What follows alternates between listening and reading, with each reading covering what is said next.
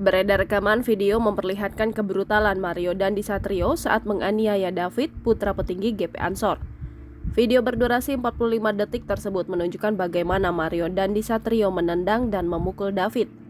Tampak David yang sudah terbujur kaku di aspal dengan posisi terungkap, tak bergerak, masih dihujani tendangan. Ada sebanyak 2 kali tendangan dilayangkan Mario Dandisatrio ke kepala David dan 1 pukulan ke bagian kepala juga. Mirisnya, dalam aksi kejamnya tersebut Mario Dandisatrio sempat mengucapkan tak takut dilaporkan ke polisi. Bahkan putra dari pejabat Ditjen Pajak tak takut jika sampai membuat anak orang mati. Sebelumnya, Kapolres Metro Jakarta Selatan, Kombes Ade Aris Syam Indradi menguak kronologi kejadian. Semua bermula saat remaja perempuan AGH mengadu kepada pacarnya Mario yang merupakan anak pejabat pajak bahwa korban melakukan perbuatan tidak menyenangkan. AGH merupakan mantan pacar korban dan kini menjadi kekasih Mario selaku pelaku.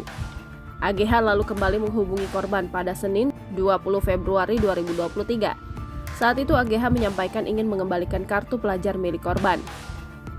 Kemudian korban menyampaikan bahwa korban sedang berkunjung ke rumah temannya saudara R di sekitar TKP di Komplek Grand Permata di Ulu Jami. Mario kemudian datang ke rumah teman korban. Tersangka datang bersama AGH dan seorang lainnya berinisial S menggunakan mobil Jeep Rubicon berwarna hitam. Setibanya di depan rumah R, AGH menghubungi David dan memintanya keluar. Korban pun keluar menemui tersangka dan AGH.